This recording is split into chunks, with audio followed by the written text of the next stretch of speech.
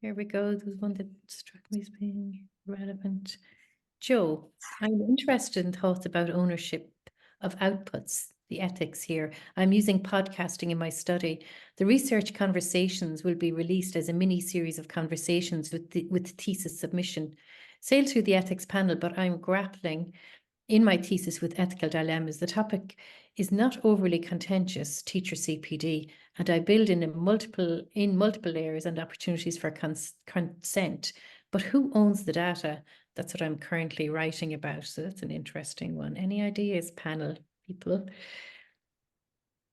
Well, generally, the institution that the study is associated with, that it's been accredited, that it has been, accredited by, the data would be obviously stored and protected and secured within that institution by institution rules. So, in terms of the data, there's obviously a requirement there to adhere to university protocols. So the data is attached to the institution, if you like, when you're looking at it from an ethical perspective, from our perspectives anyway, here in our own institution.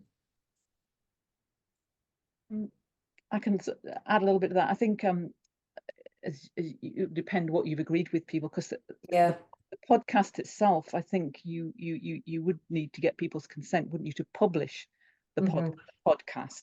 And it may be that you can attempt to have, a kind of co-ownership, or that if the podcast is it depends what the podcast is, how many people are participating in it.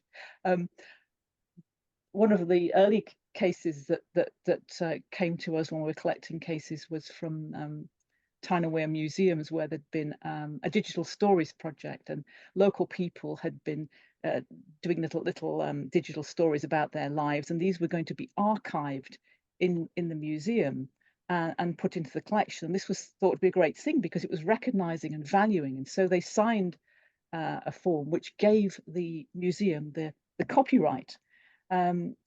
And everybody thought, yeah, this is great, it's recognizing. But then a couple of the people after time thought they wanted to change their story. One of them had broken up with her partner, etc. So then this whole issue of who owned it, because it was already archived in the museum.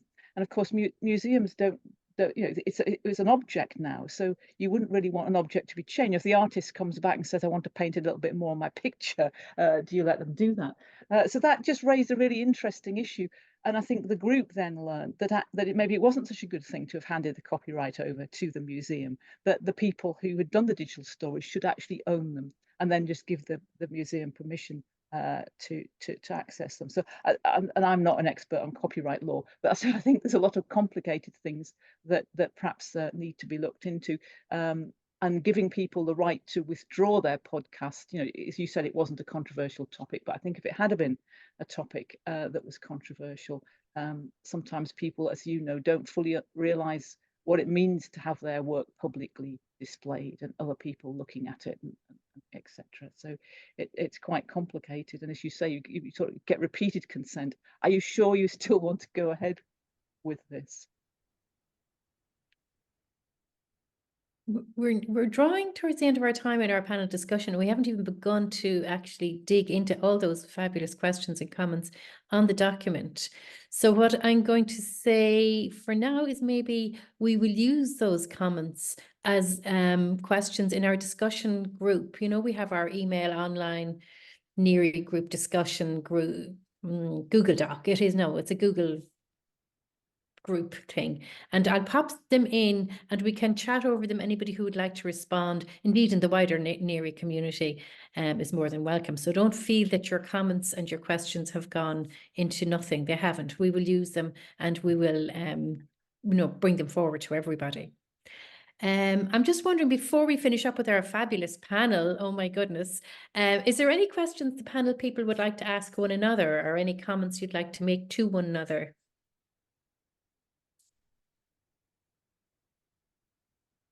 Well, I'll just make a comment to Philip Murray. I think you did an excellent presentation, and what a great idea that was. So I think this is something that all PhD students could benefit from. And of course, not just reflecting on ethics, but reflecting on a whole load of issues in the PhD process. And it's a wonderful model that you've got there. So I'm assuming that you're writing that model up and publishing it somewhere. So I'll look out for that. I think it's brilliant, and thank you very much for that.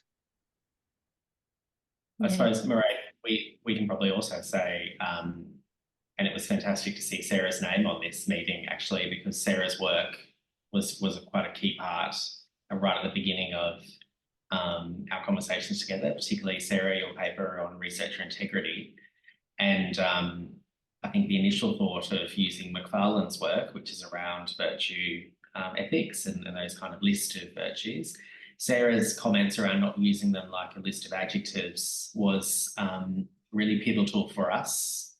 And we noticed it within the first couple of sessions that we were kind of just sticking these virtues or vices to some of our actions when we were trying to reflect on what learning occurred and what it would mean for our character development moving forward. So I suppose my personal thanks to you, Sarah, for pushing us a little bit there, not to kind of use them in a tokenistic way, but use them in a quite a critical way. Could I also just ask us to think about the researching this practice that NEARI is engaging in? Because this use of technology and what we're actually doing together seems to me to be worthy of research.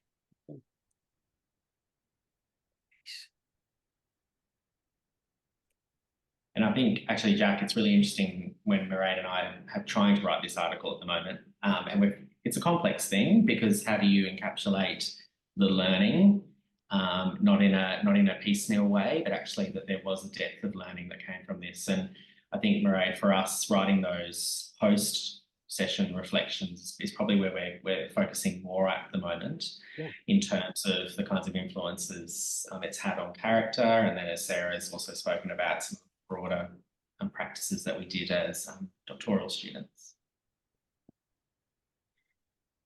That's great. Well, thank you. Oh, sorry, Marie, I cut across you. Go on.